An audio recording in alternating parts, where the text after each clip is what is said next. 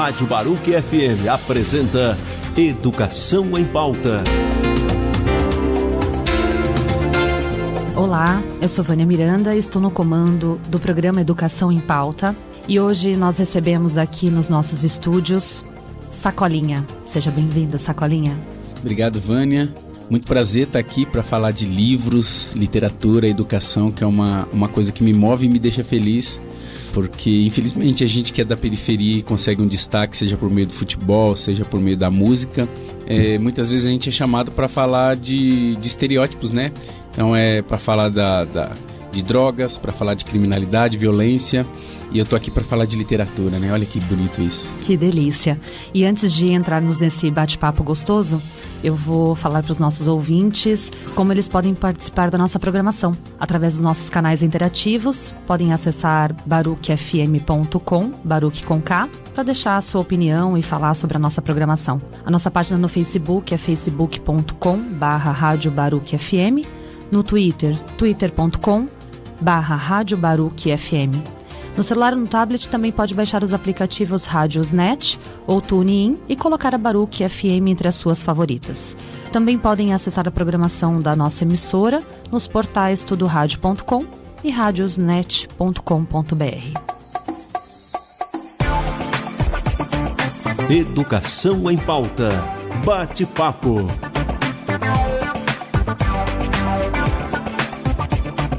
Ademiro Alves de Souza, conhecido como Sacolinha, artista, escritor, tem aí uma vasta experiência na literatura, na arte.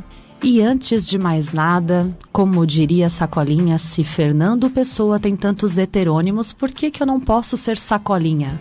Pois é. Você é o Sacolinha pseudônimo ou Sacolinha heterônimo? Não, é pseudônimo. Inicialmente nasceu como um apelido, né? Quando eu era cobrador de lotação na década de 90 no metrô Itaquera. Logo que eu cheguei para trabalhar, eu percebi que havia um marreteiro, um ambulante, que tinha o apelido de Sacolinha, porque as pessoas, todas as vezes que eu comprar alguma coisa na barraca dele, nunca recebiam numa sacolinha. Então falavam, por favor, você tem uma sacolinha? Coloca numa sacolinha. E ele nunca tinha, vivia pedindo para os outros ambulantes, né? Ah, fulano, presta uma sacolinha, depois eu te pago. E por isso o apelidaram de Sacolinha. E eu cheguei para trabalhar lá com 8 anos, em 1991, comecei a tirar sarro desse ambulante. Nossa, que apelido feio, Sacolinha, kkk. E o apelido acabou pegando em mim também, né? De tanto eu tirar sarro dele, o apelido acabou pegando em mim. Mas logo depois, 10 anos depois, em 2002, 11 anos mais ou menos, eu comecei a entrar no mundo da literatura, dos livros. E comecei a escrever e procurei arrumar um pseudônimo. Falei, nossa, esse negócio é uma coisa chique, né? Pseudônimo, né? E aí pensei em vários até que eu caí na real. Mas peraí, é minha história, todo mundo já me conhece como Sacolinha, e por que não, né? Já tem um pseudônimo, né? E aí eu falei assim, não, isso não é mais um apelido, agora é um pseudônimo. Né? Ficou chique, né, Sacolinha? Saiu da Sacolinha, não, e do o bom apelido. É porque ninguém esquece, né? Não. Entre aspas, acaba sendo um nome estranho, exótico, né? Sacolinha. Então as pessoas acabam gravando facilmente, né? Ninguém vai esquecer. Uma boa estratégia, né? Pra conhecer aí, ser conhecido. Sim. E ganhar a fama, vamos dizer. Com certeza. Né, dentro da arte que você faz. Mas antes disso, eu vou buscá-la. Vamos para a etimologia? Bora. Vamos voltar. Ademiro, o que te provoca? Né? Quem é Ademiro? Ademiro. Porque Sacolinha nós já estamos sabendo, mas quem é Ademiro? Ademiro é um sujeito da periferia da cidade líder, Zona Leste de São Paulo, Itaquera, porque até os meus 16 anos eu morei nesse local, né? Morei na Zona Leste, bem ali atrás do Itaquerão. Depois dos 16 anos que eu fui morar em Suzano, continuei trabalhando no metrô Itaquera, mas a partir desses 16 anos é que eu passo a ser o Sacolinha de verdade, né? Aquele Sacolinha cobrador de lotação, depois escritor que militou no movimento negro, que militou no movimento racial. Então o Ademiro me remete muito a essa época, né? Época que eu morava na cidade líder, que eu adorava brincar na rua, jogar bolinha de gude, empinar pipa e ir para a escola todos os dias. Eu costumo dizer que é uma época que ainda não existia a aprovação automática, né? Então eu sinto orgulho de dizer que eu não repeti nenhum ano, nenhuma série, sabe? Então quando pergunta assim, quem é o Ademiro? Eu digo, era, né? Porque hoje em dia ninguém mais me chama, até minhas filhas, eu tenho 2 filhas, uma de 8 e uma de 2 anos, até elas me chamam de Sacolinha, de Sacola, sabe? Então Ademiro me remete muito a isso, me remete à minha infância na casa da minha mãe, até os 6 anos que eu fui criado com ela, e depois eu passei a ser criado com a minha avó. Então, Ademiro também muitas vezes me remete a um peso. Por isso, quando você falou assim, Ademiro, meu coração deu um pulo aqui, porque... Você se remeteu à sua infância. A minha mãe me chamava de Demiro, né? Demiro daqui, Demiro dali. Mas quando eu tava fazendo alguma coisa errada, era Ademiro. Aí doeu. Aí era como se fosse o Kiko, né? Frederico. Sim, exatamente como chama o nome. Pois de fato, tá completo. fazendo uma arte. Algo, vem uma repreensão, né? Hoje eu faço uma arte que é permitida, né? Pela minha mãe, tá? Pelos meus pais. Pelo mundo, vamos dizer assim, né? Então, falando em Sacolinha, eu gostaria que o Sacolinha dissesse o que tem na sacolinha do Sacolinha, porque você tem uma sacolinha diferente daquele ambulante que não tinha nada, não tinha sacolinha para guardar as suas coisas. O que o Sacolinha tem dentro da sua sacolinha para compartilhar com o mundo? Bom, individualmente, subjetivamente tem muita coisa, assim. Tem coisas boas, tem coisas ruins. Tem indignação, tem crítica. É uma caixinha de Pandora? Com certeza. Pra fora também tem a mesma coisa, tenho indignação com esse mundo que tá aí, é por isso que eu sou escritor, né? No primeiro momento eu comecei a escrever pra colocar pra fora as minhas dores, pra desatar o nó na minha garganta. Até porque eu comecei num momento eu não era um jovem, um rebelde sem causa, eu tinha causa pra lutar, né? Meu padrasto desapareceu, aí eu fui morar com a minha mãe, passei a ser o chefe da casa. Eu tinha 18 anos, ganhava R$15 por dia ainda como cobrador de lotação. E além de sustentar financeiramente a família, eu também era o arrimo, né? O muro de arrimo da família.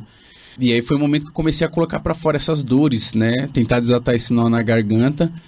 Então nem dessa sacolinha tem isso nesse primeiro momento, né? A indignação, a vontade de falar para o mundo, a vontade de fazer uma crítica social. E tem muitas coisas boas também, vontade de mudar tudo isso, né? E não só a crítica, mas as sugestões e a mão na prática. Os sonhos. Ao mesmo tempo que eu trabalho nas escolas públicas, fazendo palestras, divulgando livros, incentivando a leitura, eu também boto a mão na massa e vou pintar muros na periferia, vou capinar, sabe? Vou limpar a frente da calçada que eu vou fazer um grafite com uma poesia. Tem tudo isso dentro dessa sacolinha, assim.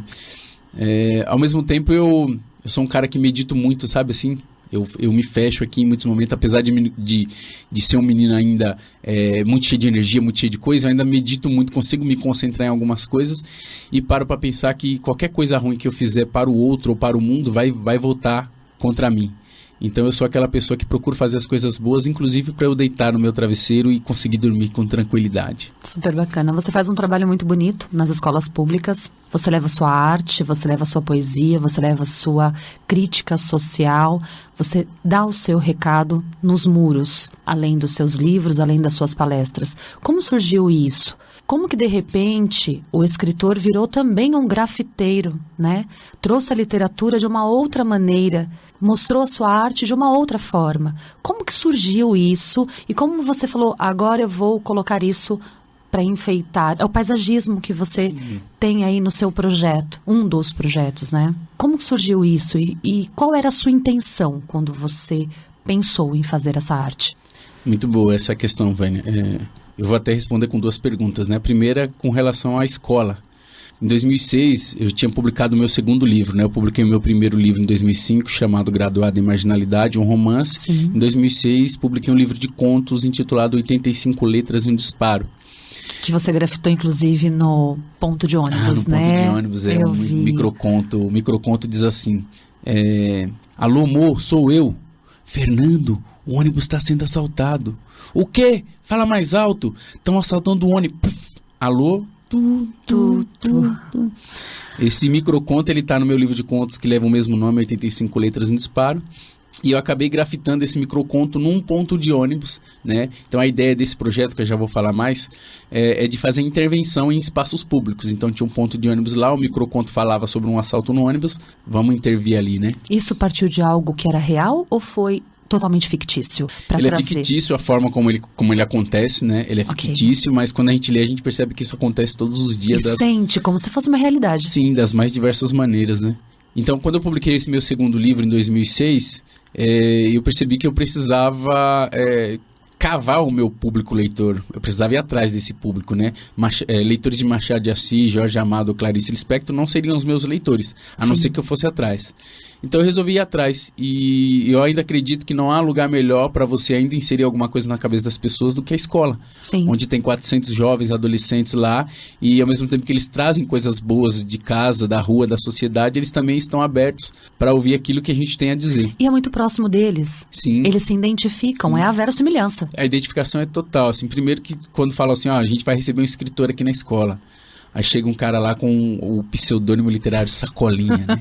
Meu Deus. Chega com uma roupa assim, não é social, não é uma gravata, né? Meu Deus, isso é um escritor? Sim, falando a linguagem deles, muitas vezes na gíria, às vezes solta um palavrão e eles falam, pô, caramba, né? Ele é dos literatura nossos. não é uma coisa chata, né?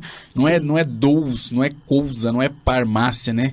É caramba também, né? O cara falou, sabe? É desconstruir para reconstruir. Sim. E para despertar, né? A ideia desse projeto inicialmente era caçar leitores, né? Era criar o meu público leitor. E depois a gente vai crescendo, vai criando experiências e tal, e não ficou só nisso, né? Claro que todos os dias eu estou caçando o meu público leitor.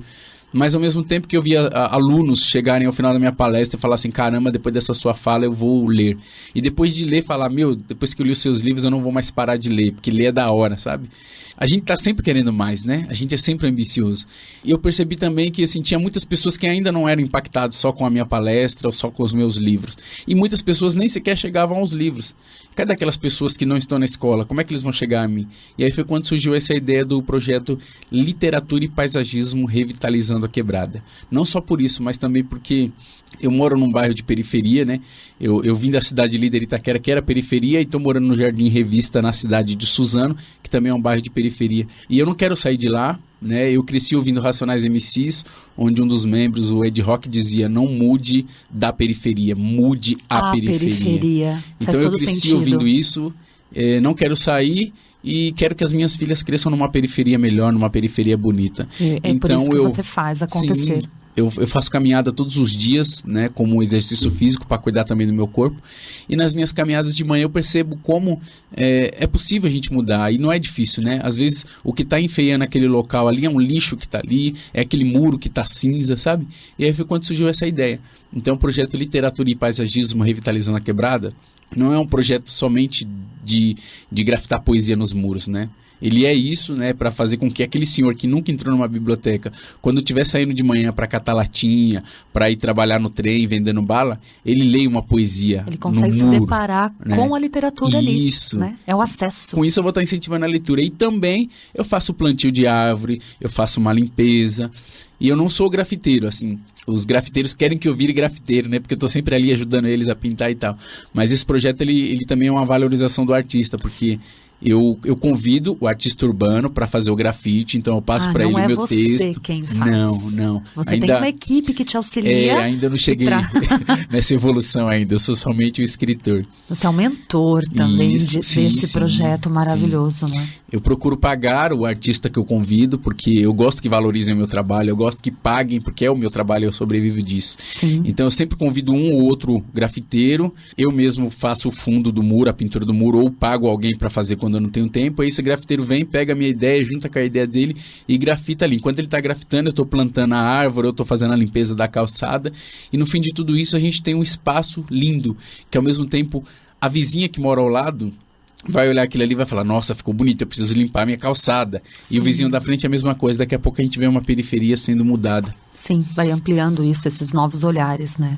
Pelo fato de ter vindo de uma periferia, por permanecer na periferia, por fazer arte também, não só, mas também para a periferia, em alguns momentos você já se deparou com a, talvez assim, caracterização de uma literatura marginal. E você realmente sente esse peso? Você faz essa literatura marginal? Ou isso pode ser um passo?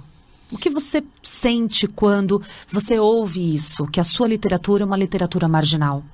Eu ouço muito isso de estudantes, né? Que da academia, né? Quando eles vêm, por exemplo, estão fazendo uma tese, uma monografia sobre literatura marginal, de periferia, e vêm me entrevistar, eles falam assim, eu te escolhi porque você é um autor marginal, porque você é um autor periférico e tal. Eu nunca tive problema com isso, das pessoas virem falar e tal. Eu tenho um problema em dizer que eu faço isso, que eu faço tal literatura, porque eu sempre eu já nasci num local onde a gente tem muitos apelidos, muitos rótulos, né? O neguinho, o baianinho, o gordinho, o paraíba, o baiano.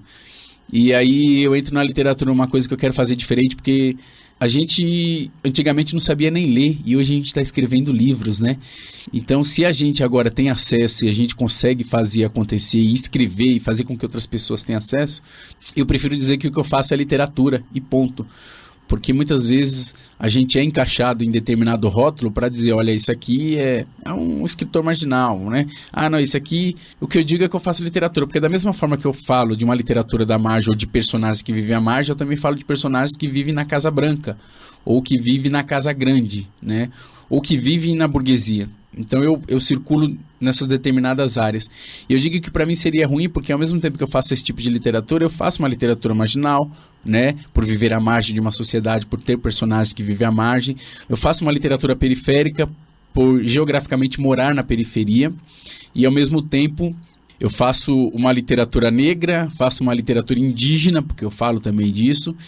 Tem um rapper lá de Campinas, que é o Renan Inquérito, que ele diz assim, quem não tem sangue de negro nas veias, tem nas mãos. E eu digo também, quem não tem sangue de índio na veia, tem nas mãos também, porque muitas vezes a gente acaba matando, né? Às vezes não violentamente, mas quando a gente faz um evento na escola do Dia do Índio e não chama um índio para falar sobre a sua cultura, sobre a sua história, retratar, né? Eu acho que a gente também acaba matando um pouco disso. Se fosse para me encaixar, eu me encaixaria no termo literatura periférica. Eu me acho muito mais completo dentro desse termo. Perfeito. Que delícia. Estamos apresentando na Baruch FM Educação em Pauta. Bom, vocês ouvintes podem acessar o nosso canal e interagir aí, Rádio Baruch FM, e deixar a sua opinião, né, sobre a nossa programação. A página no Facebook, facebook.com/Rádio Baruch FM. No Twitter também, twitter.com/Rádio Baruch FM. No celular ou no tablet podem baixar os aplicativos Radiosnet ou TuneIn e colocar a Baruch FM entre as suas favoritas. Você também pode acessar a programação da nossa emissora nos portais tudoradio.com e radios.com.br. E voltando aqui com esse papo delicioso com o Sacolinha, seu pseudônimo e não heterônimo, porque ele não mudou a sua personalidade, muito pelo contrário, ele é isso mesmo. E falando de literatura marginal, literatura estar na contramão é um dos seus títulos, e eu diria que quando falar de literatura marginal, você está indo nessa contramão, porque você não está colocando a periferia, a sociedade à margem, você está incluindo quando você leva essa cultura, essa literatura, essa possibilidade de outros olhares, de consciência, que é o que você faz quando você coloca aquilo aos olhos das pessoas. Sim. Não é? Eu acredito que muitas vezes quando a gente deixa de fazer o que a novela brasileira faz, que é de colocar, por exemplo, aqueles personagens negros nos lugares onde a TV brasileira acha que é o lugar do negro, que é o motorista, o jardineiro, o empregado, mas nunca o patrão ou nunca o protagonista real daquela novela. Quando a gente faz uma literatura marginal ou periférica, de fato a gente acaba incluindo, né? Porque eu não vou repetir esse mesmo erro da novela, de, por exemplo, fazer uma novela na Bahia e colocar a maioria dos personagens brancos, quando na verdade a maioria dos personagens reais que vivem na Bahia são negros, né? Não retrata a realidade. Pois é. E para saciar esse apetite literário, que também é um dos seus títulos, né? De um projeto legal. É um projeto bacana. Como que você sacia quando você leva suas palestras para essas escolas, esse novo projeto? Sim. O que você leva para essas escolas, e não só para as escolas penitenciárias e outros locais e outros projetos que você tem? Qual foi a sua ideia inicial e o que você leva? O que legal. O Sacolinha tira da Sacolinha nesse momento com essa sociedade? Eu procuro eu procuro ser um mediador, né? Quando eu vou na escola ali, né? Porque muitas vezes o professor, quando está ali todos os dias, ele acaba sendo o santo de casa. Que não faz milagre. Pois é, os alunos viram amigos, ou às vezes acabam não respeitando, porque, você está falando isso porque você ganha para falar isso, professor, e tal. Então, quando chega um sujeito de fora, que vai lá, joga um negócio na cabeça deles e vai embora, ele não está ali, ele não cria um vínculo, não cria uma raiz. Incomoda, né? Pois é. E aí eu vou lá como um mediador nesse sentido, né? É a mesma coisa que eu já falei, né? Não é um escritor engravatado, né? daquela forma que a gente está acostumado a ver nas listas dos escritores mais vendidos, que é o homem, né, heterossexual, branco e muitas vezes já velho, né? É alguém novo que chega, negro, é morador da periferia, que fala a mesma linguagem que eles, e vai lá e vai falar assim, olha, existe a literatura de Machado de Assis, né? De outros escritores que tem aquele palavreado que não é da nossa época, que é o dous, que é o cousa, que é o parmácia e assim vai.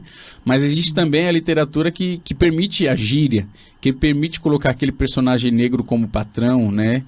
Como passageiro e não como motorista. Esses ouvintes dessas palestras nas escolas começam a mudar a sua ideia que tem da literatura. E a gente estava falando antes de começar o programa, né? Que literatura já é uma palavra estranha, né? É quase trocar o T por D, né? Literatura, uma coisa muito dura, né? E a gente vem na contramão nesse sentido de que, olha, literatura também pode ser uma coisa mais tranquila, né? Rapadura é doce, mas não é mole. Mas é o seguinte, se você conseguir trabalhar com ela na boca, ela amolece, né? Então a mesma coisa é a literatura. Se a gente conseguir trabalhar isso legal na cabeça desses alunos, a gente consegue amolecer. Por isso que eu falo sempre para os professores, eu tô facinho, me convidem para ir nas escolas de vocês, para ajudar vocês, né? Porque aí quando você vai falar assim, olha, vamos ler Machado de Assis, mas também vamos ler Sacolinha, vamos ler Clarice Lispector, mas também vamos ler a Poetizadinha, que é lá do Parque Bristol, Zona Sul. E aí eles começam a fazer, né, esse equilíbrio e pensam que, olha, literatura é uma coisa bacana, só que existe vários tipos de literatura também. Ou seja, vamos ler. Vamos ler, esse tipo de mediação. Do gênero, independente da leitura, porque quando você pergunta para alguém, para algum aluno, falar, o que você lê? Eu não leio, eu não gosto de ler. Mas não, eu tenho uma revista, eu leio, então você lê. Né? São concepções de leitura. Então, quando você leva isso para as escolas, leva isso para o conhecimento dos alunos, eles começam a perceber que tem outros tipos de leitura. E tudo isso é literatura. Eu costumo dizer que, assim, não tem uma pessoa na face da Terra que não gosta de ler. E que não leia. Todo mundo gosta de ler. Algo. Só que ainda não encontrou aquilo que vai fazer... Despertou. Que vai despertar e vai mostrar, caramba, eu gosto de ler. Comigo foi assim. Eu até os meus 18 anos eu achava que não gostava de ler. Até que numa das minhas voltas do trabalho no trem, eu fui ler um documento, uma carteira de trabalho e depois eu passei por uma abordagem policial e sem o RG eu acabei lembrando que enquanto eu estava lendo a carteira de trabalho, esse documento substituiu o RG, né? Servia como um documento de prova, né, de quem eu era. E a partir desse dia eu falei, caramba, eu não quero mais parar de ler, porque ler é da hora, ler salva, ler emancipa.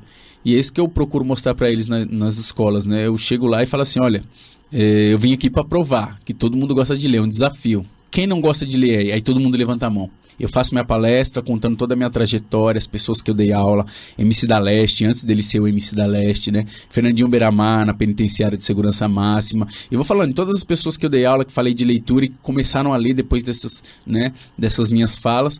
E eles vão ficando ali em silêncio. Os professores até cochicham pra mim. Nossa, mas eu nunca vi eles assim. Cheio de borboletas no estômago. De boca aberta, querendo saber e tal. E aí, quando eu termino a palestra, eu pergunto, e aí, quem é que gosta de ler? Aí, assim, a maioria levanta a mão, caramba, eu gosto de ler. Como transforma, sabe? Né? É o poder transformador da leitura, além da fala. E muitas vezes a gente precisa de exemplos, né? Sim. Porque às vezes só a gente falar não é legal. Os alunos acham que o autor já morreu, né? Às vezes tá muito só distante os ossos, da realidade, né, dele. E que o livro não é vida, é que é apenas um objeto ali na estante, mas... Depois desse momento que eu passei com a abordagem policial e percebi que ler era da hora, pra mim o livro era vida, pra mim o livro era ostentação, sabe? Aí a partir desse dia, todos os dias que eu ia trabalhar, eu pegava o trem lá em Suzano às 4 da manhã pra ir trabalhar como cobrador de lotação em Itaquera. Você lembra daquela música do Ayrton Senna quando ele ganhava, que era... Então, assim, quando eu ia entrar no trem, principalmente quando eu via aquela moça bonita que eu tava afim, eu pegava aquele livro que eu tava lendo, colocava debaixo do braço e parecia que aquela música tava no meu ouvido. E eu entrando no trem, assim, sabe, pensando, todo mundo tá prestando atenção em mim. Cheguei, é o cara. Com um livro na mão, sabe? Então, enquanto hoje em dia estão ostentando carros, tênis de marca, moto... Pra mim, ostenta a minha biblioteca que eu tenho em casa de 2.000 livros, sabe? Que delícia. Isso pra mim que é ostentação. Que delícia. Sacolinha também cursou letras. Sim. Né? Além de escritor, é professor. Já exerce? O que é isso pra você? O que é ser professor ou Não, eu só fiz por uma determinada necessidade, mas não quis entrar numa sala de aula, quis fazer diferente. Como é isso para você? Então, tem uma coisa que os livros me fizeram, né?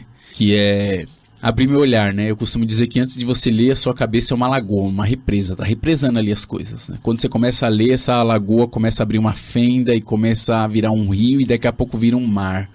E quando eu comecei a ler, os livros começaram a me provocar. Ó, não pode ficar só nos livros, vai pra academia, vai fazer uma universidade.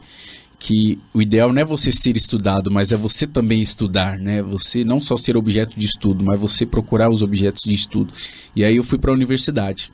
Sim, hoje eu exerço a profissão de professor, estou no estado. Eu também não tenho muito tempo para estar na sala de aula, então eu peguei uma carga reduzida, tenho 2 salas de aula, é um 6º ano e um 8º.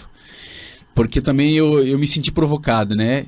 De não só ir uma vez por semana em escola pública dar palestra, mas também estar dentro de uma escola pública e fazer um projeto duradouro. Porque tem muitas escolas que eu vou lá uma vez, faço a palestra, vou embora e só fico sabendo através do que os professores me falam. Olha, depois da sua palestra mudou isso e tal.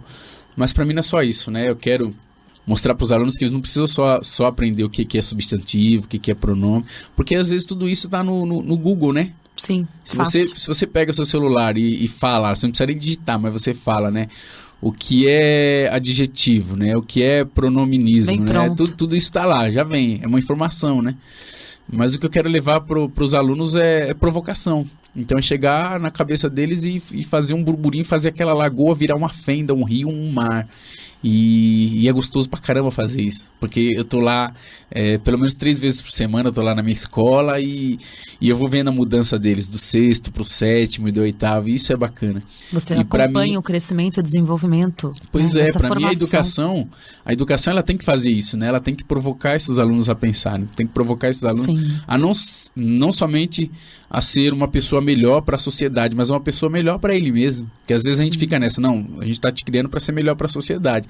Aí a pessoa é uma pessoa legal para a sociedade, mas quando ela fecha a porta atrás de si e está sozinha na sua casa, ela percebe que ela não é ninguém para ela mesma. Ótimo. Sacolinha, onde as pessoas te encontram? Onde compram os seus livros? Ah, boa pergunta. Bacana isso. Como ter acesso a essa literatura? Eu tenho 7 livros publicados. Eu citei o Graduado em Marginalidade, o 85 Letras no Disparo. Aí depois vieram Estação Terminal, que é um romance-ficção que fala do transporte clandestino da cidade de São Paulo. Peripécia de Minha Infância, que é um romance infanto-juvenil para leitores acima de 8, 9 anos.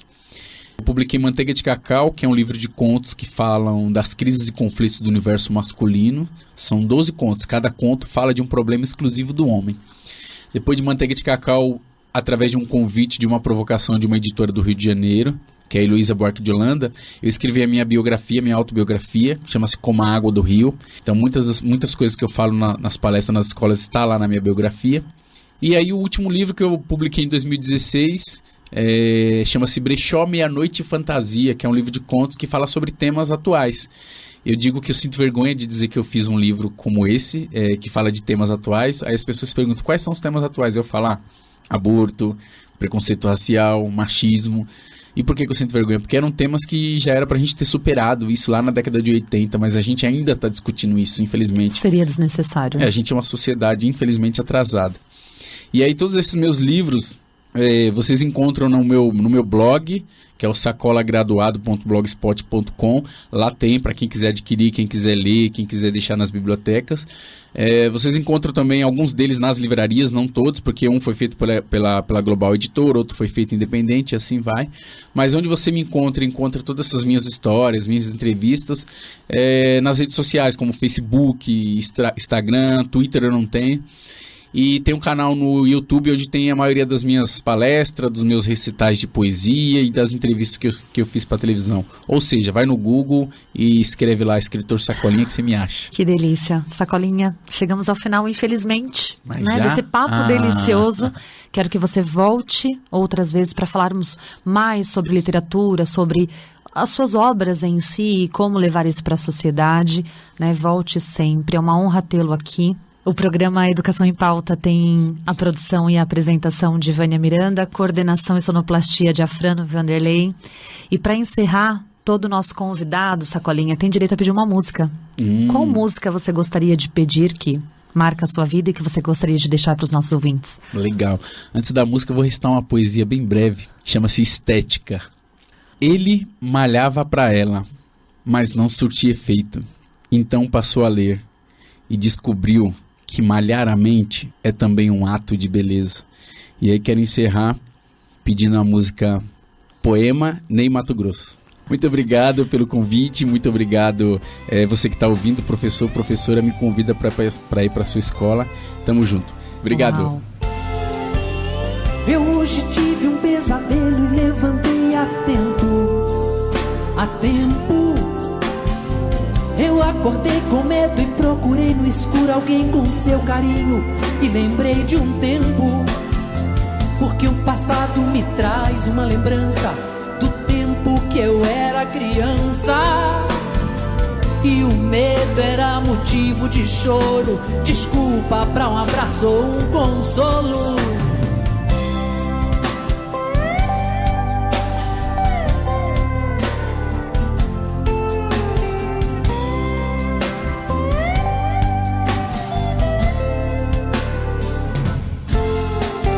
Hoje eu acordei com medo, mas não chorei, nem reclamei abrigo. Do escuro eu via o infinito sem presente, passado ou futuro. Senti um abraço forte, já não era medo, era uma coisa sua que ficou em mim.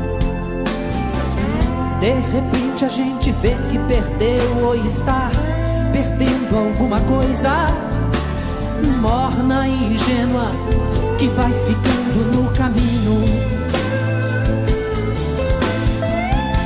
que é escuro e frio, mas também bonito, porque é iluminado pela beleza do que aconteceu há minutos atrás.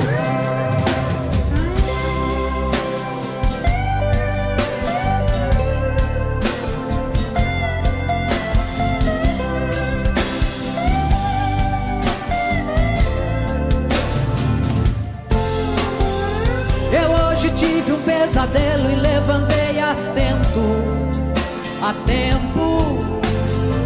Eu acordei com medo e procurei no escuro alguém com seu carinho. E lembrei de um tempo, porque o passado me traz uma lembrança do tempo que eu era criança. E o medo era motivo de choro, desculpa pra um abraço ou um consolo. Hoje eu acordei com medo, mas não chorei, nem reclamei abrigo. Do escuro eu via o infinito sem presente, passado ou futuro. Senti um abraço forte, já não era medo, era uma coisa sua que ficou em mim, que não tem fim. De repente a gente vê que perdeu ou está perdendo alguma coisa, morna e ingênua, que vai ficando no caminho, que é escuro e frio, mas também bonito, porque é iluminado pela beleza do que aconteceu há minutos atrás.